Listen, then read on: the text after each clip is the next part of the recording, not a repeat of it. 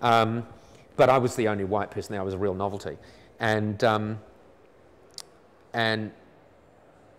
I would be doing my report, so the phone would be switched on at that time, and I had a call from the British, not ambassador, whoever in Kampala, who phoned me to say, look, we're not going to come in and get you out, and we know you're being hunted. You know, you're going to be killed. You know, you have to leave there immediately. And so that's when you know that if it's filtered through to the British, you know that you're probably on the right track. But it's very exciting. You're on edge all the time, and at night you hear... Because didn't they basically just tell you that you're on your own? Yeah, yeah. And you have to expect that. You have to expect that. Because you could say a lot of the things I did were irresponsible, but they're only irresponsible if you do them unknowingly, or if you do them expecting that if you get into trouble, someone will risk their life to come and get you out. I mean, if you do them with all the information you could possibly glean, knowing that you are on your own, then it's not irresponsible, it's just a risk. It might be a ludicrous risk in some people's eyes, but it's just a risk. And the reason that I turned around is that I was convinced that he had been killed. He was alive when I got there, but I was convinced he'd been killed, and because I lost two people who were helping me, two people were killed who were helping me. It was a really rough time. And you think at the end of the day, you think, well, what am I actually doing this for? Am I doing it for money? Am I doing it for excitement, for self-gratification? Am I doing it to save one New Zealand hostage? And you know, you like to think, well, I'm doing it to save someone's life. But when two people have been killed in your attempt, you think, well, that doesn't add up. That brought you to the stage. And you just think, it's time to go. You know, it's been a great yarn. You know, it's time to go. I've just finished this series, Ends of the Earth, where literally 90% of it was filmed at the ends of the earth, you know, in southern Sudan, right? Where I was when, you know, held kids as they died, you know, the archetypal journalist standing there holding a young child as his life ebbs away, which happened to me on a number of occasions. And you sit there, and these people who have all this great wisdom, you think, maybe they don't, maybe they're completely stupid, maybe they have great wisdom. Sadly, when you look at someone who's dying, you just think they have great wisdom. Maybe, I don't know why we think that. But I mean, you sit there crouching on the ground, and this person just literally dies in front of you, and you've got a biscuit in your pocket, you know, that you've been given.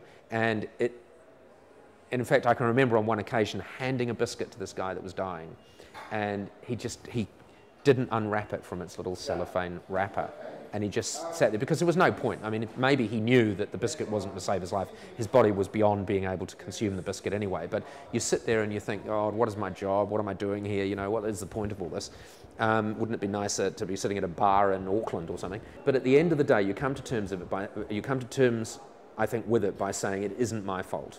You know, when I went back just recently to southern Sudan, staying in a camp with all the do-gooders, and these are the people that I really condemn, the do-gooders who are doing no good, because I was only ever there as a reporter, and I think probably most of the time I did much more good than the do-gooders, you know.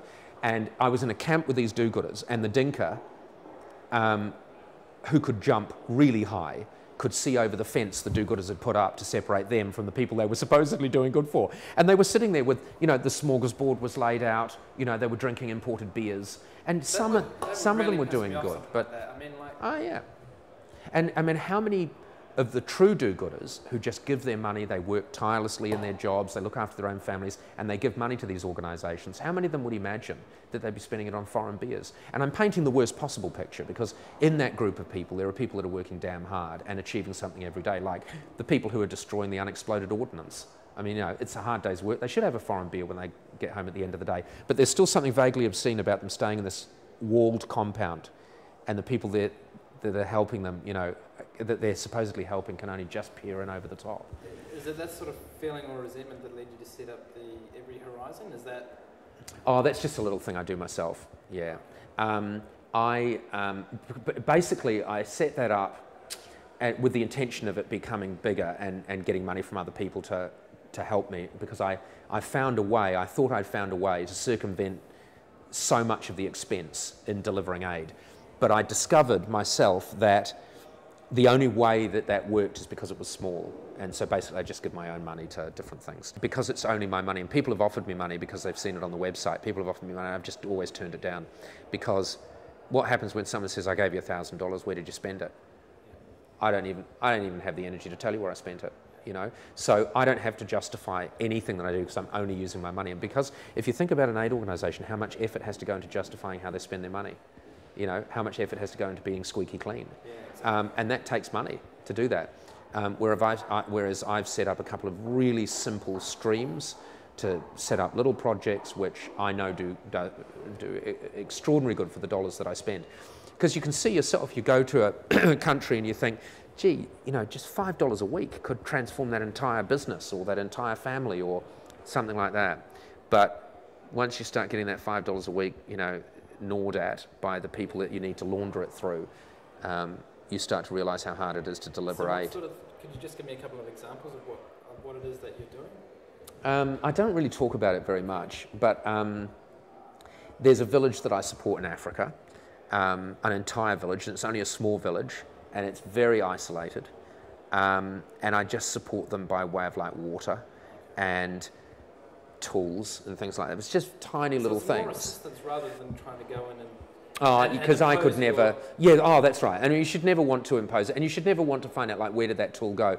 Because, you know, if you give a spade to someone, and then you go there expecting to see the spade again, well, I mean, you know, how much does it cost you to go there to see the spade again? And if the spade's been stolen, well, someone else is getting benefit from it. If it's been sold, they got money for it. You know, these little water filters that were given away that have a cost in New Zealand of 50 cents, and they're so simple. And they will prevent, and one little 50-cent water filter will prevent an entire family from getting guinea worm, which will completely disable that family and probably kill them if they get it. Not because the guinea worm that will kill them, but because the fact that the person who was going to do all the work and plant the crops and do all of those things is debilitated as a result of the guinea worm, so they will starve to death. That's 50 cents. And I've seen people just cherish these little things, you know, and usually it's the eldest girl in a family whose job it is to get water, and you'll pick them straight away because they've got this little bit of nylon with this bit of alkathene tube with a slightly bigger bit of alkathene and a bit of gauze, and the bigger bit of alkathene is jammed over the top of it, and basically all you do is either pour the water through it into the gourd or suck the water out when you drink it, and that gauze is just enough to prevent the guinea worm from going in you. 50 cents for one of those, landed in Sudan, 50 cents to land it there. You know, you'd imagine you go to one person gives you $10,000. How many of those have you got? But it sounds so easy, but at the end of the day it's hard. But that's one thing that I saw, and these people were just doling them out. They had someone just sitting there drinking water through it. They had explained it to them in their local language, and they were just doling them out to anyone that would grab them. And I thought that was the best thing that they... So cherished. And then you go back 2-3 years later, and there are the girls with the same piece of alkathene hanging around their neck. I mean, it's a great piece of jewellery, but at the same time, it's saving their lives. You know? And that's a good example. Another example in Tanzania of kids, you know, who, because the families are so poor, they go to the cities and they'll go to Dar es Salaam, and the only thing they can do is become prostitutes, male or female prostitutes, or beggars or thieves, and their lifespan is so short. And the slums there are so dangerous. You know, the kids are just killed so quickly. And these people, and the other thing that happens to them is that they're horribly disfigured by burns. They have terrible burns because there's no electricity, so they use kerosene and things like that. And this one group got together, who I've got a little involvement with.